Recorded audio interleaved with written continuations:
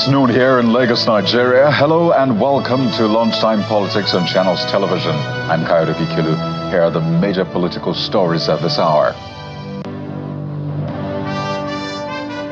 The Defense Headquarters opens up on Saturday's suicide bombings in Goza, describes it as cowardly attacks by terrorists against innocent citizens to project an image of strength to cover their weakness and decline. And INEC inducts 10 resident electoral commissioners, 2 of whom will be overseeing the off-cycle elections in Edo and Ondo states. All eyes on the commission to see how this pans out. An FCT minister, Yesam Wike, re-echoes President Tinubu's promise to prioritize empowering Nigerians in an event which saw him take a swipe at the senator of the FCT, Ireti Kingibe.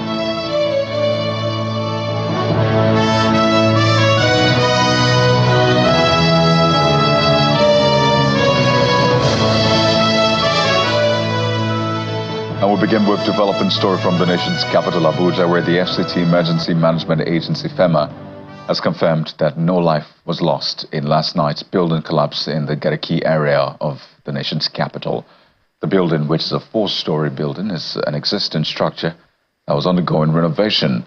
Eyewitness accounts say most of the construction workers had already closed for the day, as at the time the building caved in. Officials of the Emergency Management Agency blame the contractor for ignoring directives from the Abuja Development Control Authority to stop work. According to the agency, 3 persons were rescued from the scene with minor injuries and have since been treated and discharged from the hospital.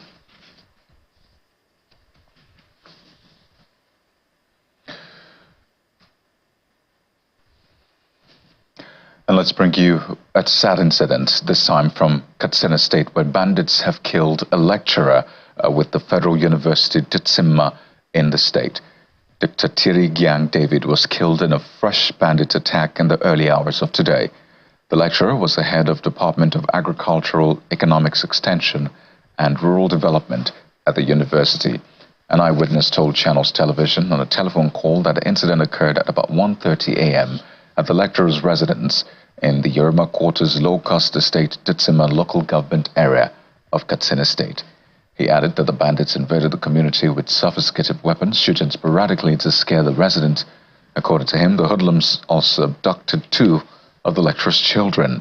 The Katsina Police Command spokesman, Abubakar Sadiq, confirmed the incident, but said the command will soon release a detailed statement about it. Katsina is among the 10 security frontline local government areas grappling with frequent bandit attacks almost daily, and that's despite efforts by both the state government and security agencies to restore peace in the state. And now to northeast Borno State. The Defense Headquarters has described the recent terrorists' bomb attacks in Goza as a desperate attempt to dispel reports of their decline, that's the terrorist decline, and prove a point that they are not weak, and to create panic to the general public. The Director of Defense Media Operations, Major General Edward Buba, who explained this in a statement, says troops remain undeterred in their pursuit of peace, despite the bomb attacks by the terrorists who killed, in his words, 20 and injured 52.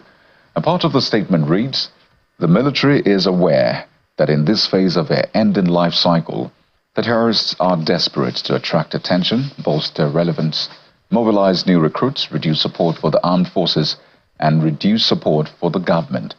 The statement goes on to say, "We call on citizens to stand united, remain vigilant, and continue to support efforts of the armed forces to ensure a secure and peaceful future."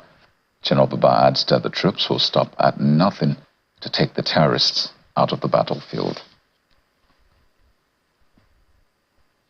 Meanwhile, the Vice President put the death toll from the suicide bombings at 32. During a visit to some of the victims, Senator Kashim Shettima, accompanied by the Deputy Governor of Borno State, Umar Kadafur, Senator Alundime, Minister of Agriculture and Food Security, Abubakar Kyari, amongst others, also added that 42 persons were brought to the specialist hospital, but 14 have been discharged after treatment. It says that 26 are still being attended to. The VP also made personal donations to the surviving victims while he condoled with the families of the dead. He extended the condolences of President Buhari, particularly to Goza people and Borno State citizens in general. And after his visit, he departed for the nation's capital, to the Maiduguri International Airport. Delegate said one life lost in cold blood is as gruesome as millions lost in a pogrom. Our hearts goes out to the victims. So far, we have recorded 32 deaths. 42 were brought in from Goza. About 14 have been discharged. About 26 are currently receiving attention. And I want to use this forum to most sincerely register our profound gratitude to the Borno State government, the National Emergency Management Agency, NEMA, and the State Emergency Management Agency and ICRC for rising up to the challenges of the times and giving their best in terms of support. The heart of President Bola Ahmed Tinubu is with the victims, and he specifically instructed us to come and offer our condolences and commiserations to the victims of this incident. We are here with the Director General of NEMA, with the Minister of Agriculture, with the Minister of Transportation, and of course, the Chief Whip of the Senate is a son of the soil from Goza, so he was here since yesterday. And the acting governor had been working around the clock to provide succor and support to the victims. Well, the Vice President since returned to the nation's capital, and he's currently attending the Nigerian Manufacturers Summit in the FCT. Well, staying with the situation in Goza, the Inspector General of Police, Olukayode Egbetokun, has deployed additional personnel and resources to the state to bolster security and prevent further attacks. The police boss says the MPF Explosive Ordnance Disposal Unit, in collaboration with the Nigerian Army EOD unit, is actively engaging in clearance operations to ensure that no further threats infiltrate any part of the state or neighboring areas. A statement issued by the Force Public Relations Officer, Olumiwa Adejobi, says that Nigeria Police Force will continue to work with the military and other security agencies. Well, let's now bring you more stories now. We talk security, but not in the northeast, now in the southwest region of the country, as the Lagos State Commissioner of Police, Mr. Adegoke Fayode, has told Channels Television that he's fearing to face put in the human face and civilized police into Lagos State during his time in office. Mr. Fayode, who has just commissioned the sharing of police posts to support the growing population in the area, says the response to the distress call will now be prompt and quick.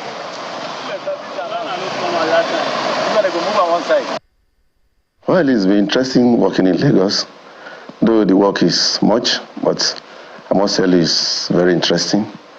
And we've been able to work very hard to reduce the rate of crime in Lagos.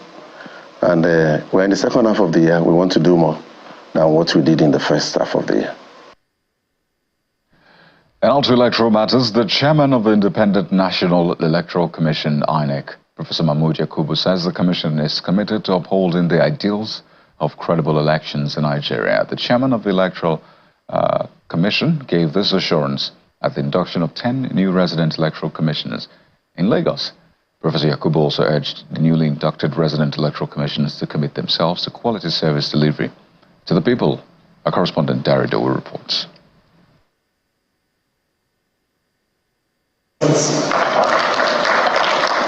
Old and new resident electoral commissioners, the leadership of the electoral umpire and partners are seated in this auditorium to brainstorm, induct and share notes with the new regs. All the honorable resident electoral commissioners. The new inductees are overseeing electoral administration in Akwa Ibom, Edo, Ekiti, Gombe, Kwara, Niger, Rivers, Zamfara, Lagos and Nasarawa states. I therefore urge all of us to take this retreat seriously, so that at the end of it, we will be able to deliver a transparent, credible, and acceptable electoral process devoid of bias and partisanship. You have to do a lot of tasks concurrently. You have to be very detail-oriented, and you will have to do everything under an enormous pressure which comes from left, right, and centre. Professor Mahmoud Yakubu makes it clear that he is committed to transparency in the electoral process. I must add that in making your contributions, let us maintain the spirit of retreat and not that of a seminar or workshop. This is also not a review meeting. We are done with these engagements, both for the general election and for the review, and the reports for the general election and the review will soon be made public. The INEC chair adds that 2 out of the 10 new regs who will be overseeing the off-cycle election in Edo and Ondo states have been properly inducted and not entirely new to election administration. It is not just about the forthcoming governorship elections. But some of these regs, a few weeks after they were sworn in, conducted court-ordered rerun elections and by-elections arising from the resignation or death of honorable members of the National and State Assemblies. So they have also been inducted in terms of conduct of elections, practically speaking. President Bola Tinubu had approved the appointment of the resident electoral commissioners for a 5-year tenure each, urging them to abide by the highest standards of professional and ethical conduct in the discharge of their duties.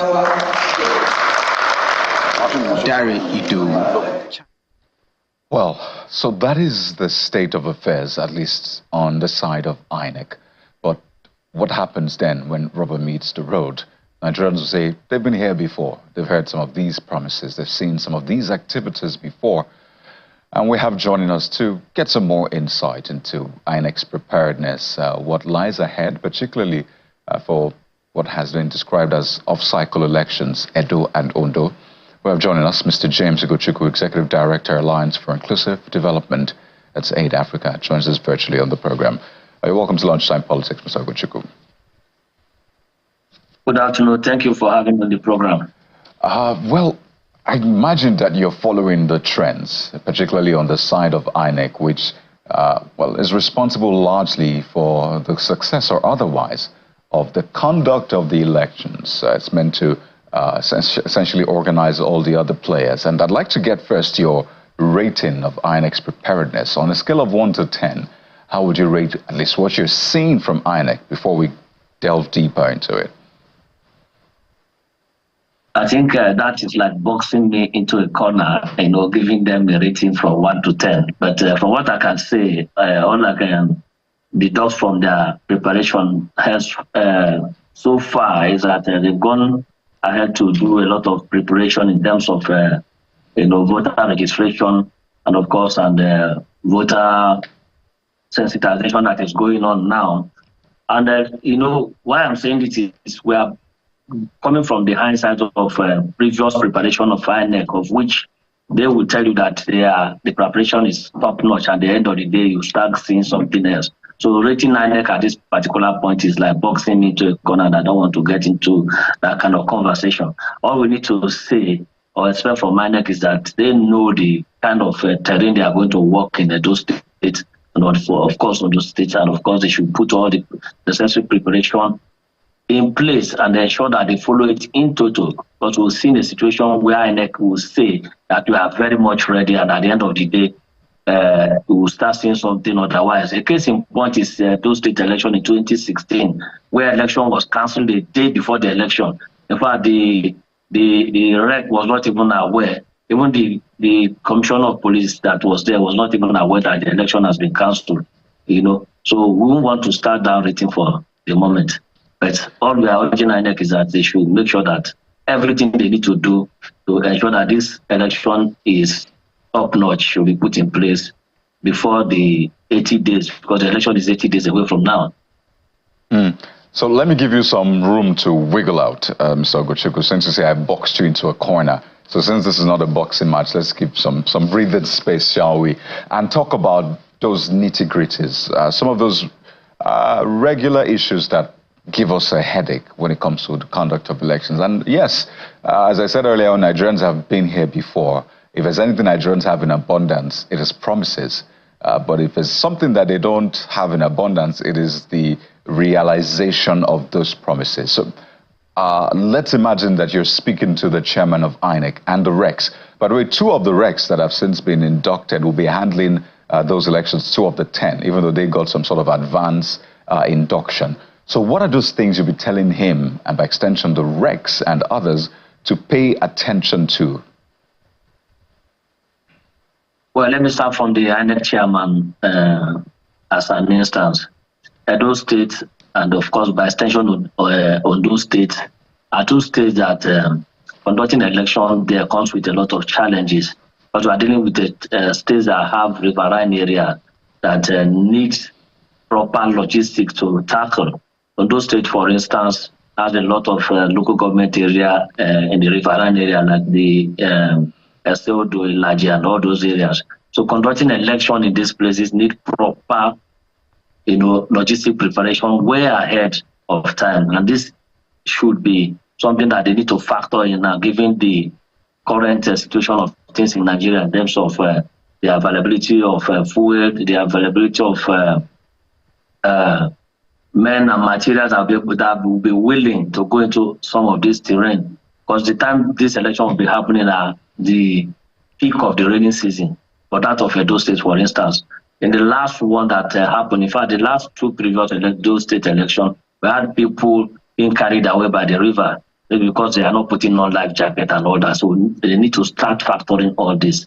And of course, apart from the riverine area, we're looking at the logistics itself. We've seen several times that at the end of the day, by the time we get to the polling day or the election day, we'll see excuses that the NURTW were not able to move materials from the rack to the polling unit. So all these stories is something that you don't want to start hearing this time around. Of course, having the beavers and RF and all that ready and working is not enough, because they are going to be manned by men. So we have started the training of all these ad hoc staff that are going to man all these materials. These are things INEC should be looking at. And of course, the welfare of staff and all that should be top notch, because by the time staff are poorly mobilized or their welfare are not well factored, it goes a long way to affect the outcome of the election. And for the rec, well, I'm concerned that 2 recs that have not conducted elections before are being sent to these 2 sensitive states. Conducting election in the Edo and Ondo State is not a child's play. I think it requires somebody that has extensive knowledge of election, or somebody that have conducted election in the past. The INEC has in the past, transferred experienced electoral commissioner from one state to the other. The case in point is somebody like Oboe Fanga now, that is the commissioner in Bayelsa State. He was formerly in this Edo, then in Rivers State, and now Bayelsa and all that. So I think it's something that INEC should seriously consider putting these people in Edo and Ondo State. We need somebody, yes, they may have experience in electoral issues and matters and all that, but the question is, have they conducted election before? I think it's something that INEC need to consider, so that we'll not have a case where we have people that during the period of executing their duty, they will be teleguided or misguided because they've not been in that particular, what do you call it now, short calling position, because that is what it's going to be now. So relying on administrative secretary and other staff of INEC at the state level without experience, for me, is worrisome, and I think it's not too late for INEC to deploy them to a state where they can learn how to do this properly. Well, so let's backtrack a bit. We've talked about what we expect, and it's important to keep that messaging out there. So what INEC knows what the people expect. But the conduct, the organizing of elections is based on one assumption, that the electorate will come out to participate in the process, exercise their franchise.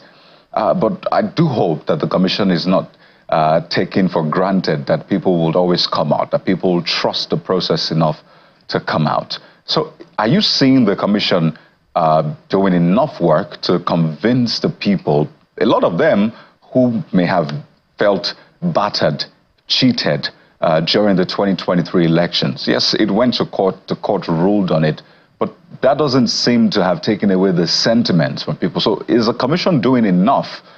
Maybe not just the commission, the NOA, government agencies responsible for orientation, even political parties and the actors. Are they doing enough to build back that trust such that we don't just organize an election and voter participation is underwhelming, but people participate adequately? Well, if we talk about voter apathy, I think it has become a recurrent decimal over time. To start checking the statistics, you see that the level of turnout of voters is dropping on a regular basis. And what that tells you is that a lot of people are giving up in the electoral process and even the democracy as it is. And of course, this is where all the stakeholders need to put their hands on the table and, of course, work seriously to convince the people that this electoral process is still the way to go in the leadership recruitment process. And, of course, that democracy itself is going to still work for the people. And of course, talking about who to do this, I think the people that need to be mobilizing voters should be the sole beneficiary of the electoral process, which is the political party. But the problem is that to have the political class that don't even believe that they should mobilize the citizens. They just believe that they can go to the polling unit and, of course, use their talks and all that to carry out malpractices and destroy the ballot papers. And at the end of the day, result will be written. So this is a warning to all the political parties that they should sit up and, of course, go ahead to mobilize the citizens to come out to vote for them, irrespective of how they feel about democracy. And, of course, it's still a warning for the political class to start rethinking of delivering the goods of democracy, because a situation you bring up a beautiful manifesto and when you get to power and you start coming up with anti-people policy, is something that Nigerians cannot be stomaching anymore. Nigerians are not fools. They can be resilient, but they are not fools. That I can assure you. Nigerians want good governance. They want dividends of democracy. That's why they are putting people there. And what we inform people are going to turn up for the Edo State election is their perception of the delivery of the goods for the past 4 years and the review of the performance of the outgoing governor that is there now. And of course, other factors like that. So the National Orientation Agencies is there, the INEC, the civil society, and more importantly, the political party. They are the one that should be going about mobilizing citizens ahead of this election. And of course, the role of the media too is very, very important in terms of convincing people to come to vote, because living in a world of information and misinformation and disinformation, and the media, and especially the mainstream media, can help in that regard to give the people the right information that will help them to come out to vote, and of course to dispel their fear that ballot is still better than bullet.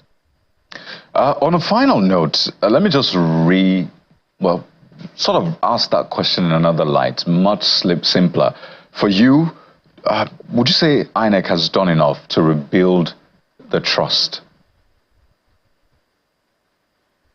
Well, that's another dicey question. A lot of people had depression after 2023 election, inclusive when we started having the issue with the IRA portal and all that. So INEC needs to use this to the election to prove that the technology they are bringing in and their guidelines and their conduct of election has improved, because seriously, people don't really believe that INEC is doing very well. That is just the truth.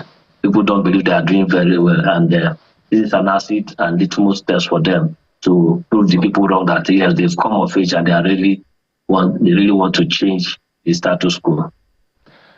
Well, this wasn't intentional, Mr. Ogochukwu. Seems like he boxing you into a corner, but you did well, I must say. I would like to thank you so much for joining us on the program. I'll be speaking with the Executive Director, Alliance for Inclusive Development, Aid Africa, Mr. James Ogochukwu. Thank you again for your time. Thank you for the boxing match. Well, just before we go, let's tell you that the Minister of the Federal Capital Territory, Mr. Nyesom Wike, says President Bola Tinubu's administration is focused on the empowerment of Nigerians. The minister made the state Nigerian flag of the Mabushi bus terminal in the nation's capital, Abuja, where he observed that the master plan for the FCT has been distorted, making it difficult to carry out projects. Our correspondent, Kumbi Abuluwadi, reports. The establishment of the bus terminals in the Federal Capital Territory necessitated this gathering, which had in attendance the Speaker of the House of Representatives, the FCT Minister and the Minister of State for FCT, federal lawmakers, government officials, and top management staff of the FCT administration. They are here to flag off the construction of the Mabuchi bus terminal. The facility is expected to facilitate movement of persons and goods and also reduce the cost of public transportation in the nation's capital. By centralizing vehicular services, bus terminals help to reduce the number of buses on the streets at any given time, contributing to smoother traffic flow and less congestion. Let us look forward with optimism as we embark on this journey towards a more connected and efficient Abuja. It's my candid hope that we will build not just terminals, but pathways to progress and prosperity by God's grace. The FCT minister considers the project as part of the democratic dividends of the present administration to Nigerians, as he explains that the federal government is focused on empowering Nigerians. A city like Abuja does not have bus and taxi terminals.